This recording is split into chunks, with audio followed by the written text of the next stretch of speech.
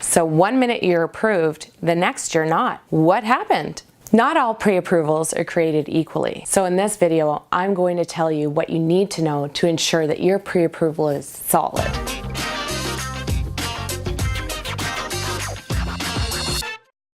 How do you know if your pre-approval is solid or not?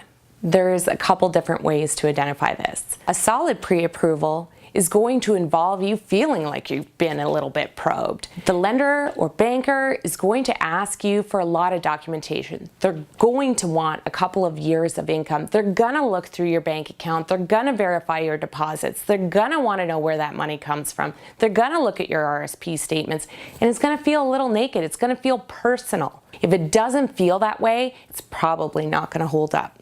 Well, at this point, you have a live offer, and your application has to be approved by a default insurer who looks at the application the same way the lender did. If for some reason they don't approve you, then your deal is over.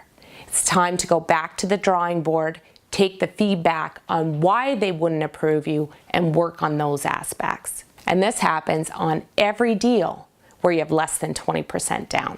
So the third and final reason why a pre-approval can bomb is between your pre-approval and your closing, you screwed up. You may not know why or how, but it's really important. And when you're working with a banker or a broker, they should tell you all the things that you should be doing and not doing between that time. Things like keeping the same boss, employer, not spending your down payment, not going and financing anything. There's a bunch of things you should not do, because if you do, you're putting your pre-approval or your approval at jeopardy. The lender can cancel the application if there are any changes to your financial status before closing.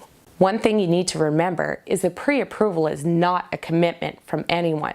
So you need to really be careful about the things you're doing. If you don't know, call, ask. Your lender or mortgage broker is going to tell you whether or not you should do that. May the odds be ever in your favor. For a free home buyer's guide with everything you need to know about mortgages, text GUIDE to this number,